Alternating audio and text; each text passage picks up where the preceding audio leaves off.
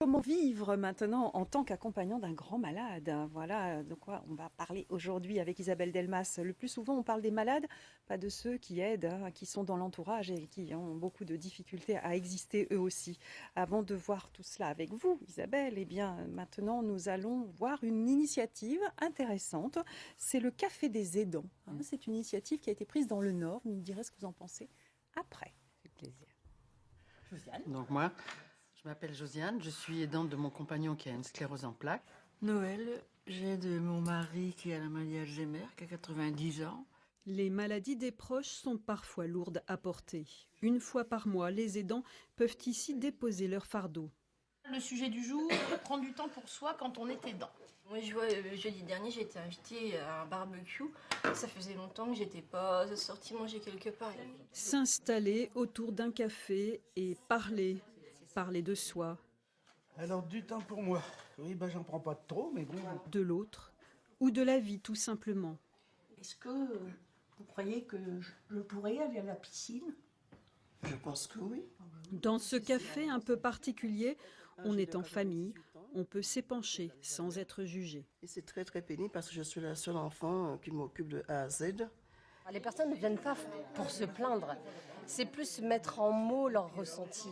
Il y a beaucoup d'aidants, on s'entend d'ici, qui disent j'ai complètement changé ma manière de faire, ma manière de procéder, ma manière de me présenter à la personne que j'aide parce que c'est quelque chose qui sont partagés ici et qui sont apportés à la maison et c'est des choses qui aident beaucoup.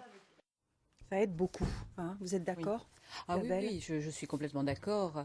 Et là aussi, c'est surprenant. Enfin, et en même temps, c'est évident. Ils viennent parler de leurs mots, mais ils ne vont pas facilement au barbecue. C'est-à-dire qu'ils prennent encore du temps sur leur temps pour parler effectivement de ce statut d'aidant. Et ça, heureusement, ils se donnent le droit parce que justement, ils vont parler de ça. Mais il faudrait aussi qu'ils se donnent le droit de faire des choses qui leur semblent en tant qu'aidants futiles, inutiles, c'est-à-dire penser un peu à eux. Autre chose, à eux. Oui, ils ont beaucoup de sentiments de culpabilité. Oui, voilà. On culpabilise. Alors, beaucoup de gens tombent malades. 48% des aidants développent une maladie chronique. Parce que il y a beaucoup de restrictions à leur propre vie. Un aidant, il y a 11 millions d'aidants, professionnels et personnels. Il y a des aidants qui vont de l'âge de 16 ans jusqu'à ce que mort s'en suive parfois, malheureusement. Tout âge, à tout âge. Tout âge. Le plus grand pourcentage d'aidants, c'est aux alentours de la soixantaine. On comprend pourquoi, bien entendu. Féminin.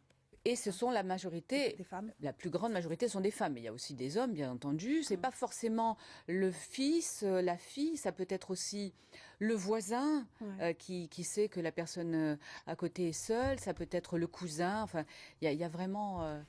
Alors c'est une situation qui est vécue de manière souvent très solitaire, d'où ce café des aidants. Oui. D'abord ils sont solitaires parce que si ce sont des aidants qui ne sont pas des aidants professionnels, bien que c'est magnifique d'être aidant professionnel, bien entendu, mais là j'aimerais plutôt parler des aidants non professionnels.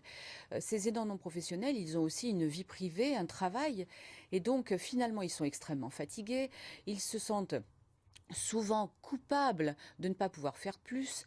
Ils sont confrontés à la maladie, à leur incapacité de pouvoir faire quelque chose contre cette maladie, pardon.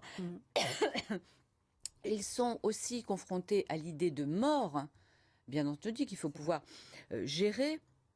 Donc ça, ils ne sont pas très compris, se sentent pas très soutenus, pas très compris. Ce sont de grands solitaires qui sont en souffrance. Comment les aider? C'est quoi la solution? Les aider, déjà, il faut qu'ils se donnent le droit de pouvoir en parler. Le droit de se dire, avec les psychologues que nous sommes, j'en reçois moi au cabinet des gens qui me disent j'ai honte de me dire que j'en ai marre de soutenir ma maman ou mon conjoint qui est gravement malade, mais c'est pas une honte, c'est normal d'être fatigué. C'est humain. C'est totalement humain.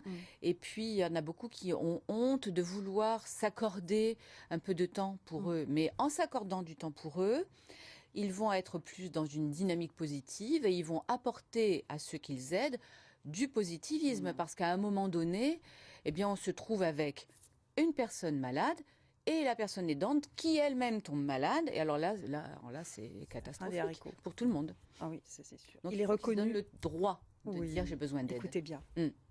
J'aide conseil. et j'ai besoin d'être aidé parce que j'aide. Ouais. Ça, c'est très important.